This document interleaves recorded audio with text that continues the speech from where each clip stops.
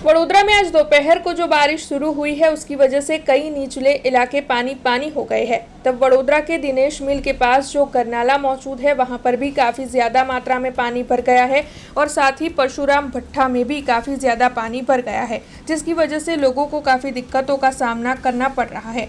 ऐसे में इस मामले के मद्देनज़र कांग्रेस के महामंत्री चिराग शाह आगे आए हैं और उनकी ओर से वडोदरा महानगर पालिका के पदाधिकारियों पर पानी भर जाने के मुद्दे को लेकर कई प्रहार करते हुए सवाल उठाए गए हैं। सरकारी नगरी वडोदरा में सत्ताधीशों द्वारा विकास विकास विकासना नारा आपवामां आवता होय छे। वडोदरानो आ जे विकास छे ए आपने हूँ बताऊँ आने विकास कहेवाय के विनाश कहेवाय आपने हूँ सवाल करी रह्यो छुं। आजे आपणे जोई शकीए छीए गई काले अर्धो पोणो इंच वरसाद पड्यो।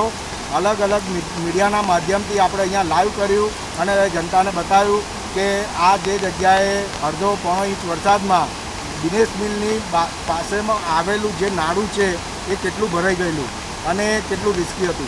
આજે એના કરતાં અત્યંત ભયંકર પરિસ્થિતિ આજે આપણે જોઈ શકીએ છીએ।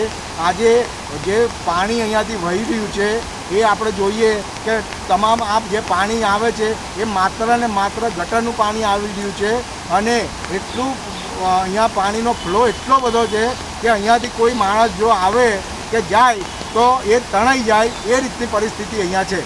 વડોદરાની જનતાને અમે કહેવા માગીએ છીએ આ માર્ગનો મહેરબાની કરીને ઉપયોગ ના કરતા, કારણ કે ખૂબ રિસ્કી માર્ગ થઈ ગયો છે। અહીંયાથી જાનહાનિ થઈ શકે એ પરિસ્થિતિ છે।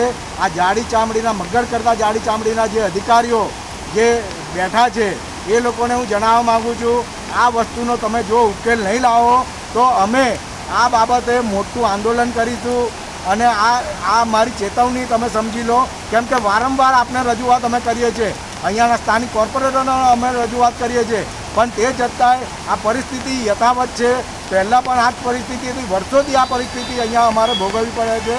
એટલે મહેરબાની કરીને આ અમે તમને લાસ્ટ વોર્નિંગ આપીએ છીએ કે આ જે જગ્યા છે આનું પ્રોપર તમે કામ કરો, જેવો વરસાદ રોકાય એવું પ્રોપર કામ કરો અને એનું પરમાનન્ટ સોલ્યુશન लाओ। हमसे जुड़े रहने के लिए हमारे YouTube चैनल को सब्सक्राइब करें और नई वीडियो की नोटिफिकेशन के लिए बेल आइकॉन को दबाएं।